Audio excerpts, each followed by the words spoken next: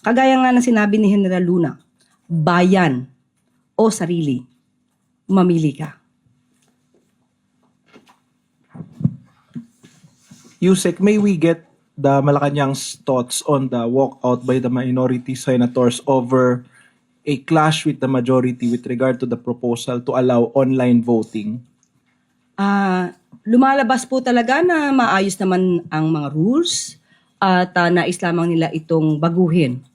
Nadirigan rin po natin mismo kay Senator Alan Cayetano na ang hindi pagpunta at pagpunta mismo ni Senator Bato de la Rosa sa Senado habang siya ay nagtatago noon ay isang justifiable reason dahil hindi nga daw nabibigyan ng seguridad kung ito ay maaaresto o hindi. So, ito ba ay isa sa mga justifiable reasons na mababanggit para makapagboto online?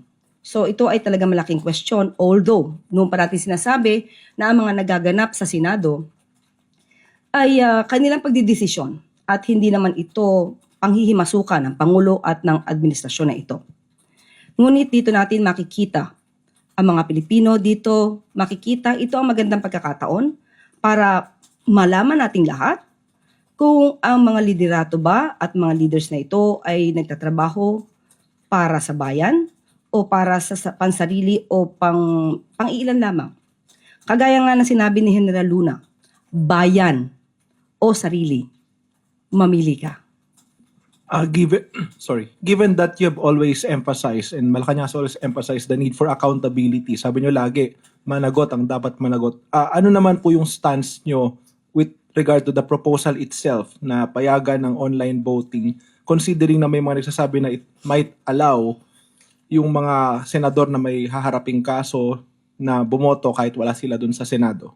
Dati naman ay napayagan ng online voting, mga Zoom meeting, dahil meron tayong kalamidad na hinaharap noon. At sa pagkakataong ito ay wala naman tayong masasabi na anumang force majeure, calamity, na mag-justify ng mga online voting. But still, muli, ito ay nasa kanilang pagpapasya. Wala sa pagpapasya ng administrasyon, wala sa pagpapasya ng Pangulo. At dapat din siguro malaman nila na mahirap magkaroon ng online voting kung wala ang tao mismo sa mga pagpupulong at pagkakaroon ng diskusyon.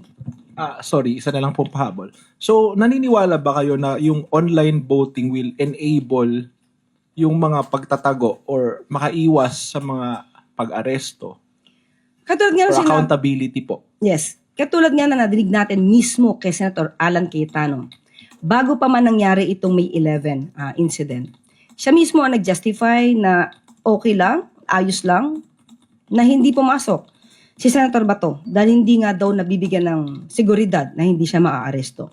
So, lumalabas sa kanyang bibig mismo na ito'y justifiable reason. So, hindi natin malalaman, hindi natin alam kung ito ba ay nararapat na gawin mismo ng Senado. But still, hindi tayo manghihimasok kung ano ang kanilang magiging desisyon.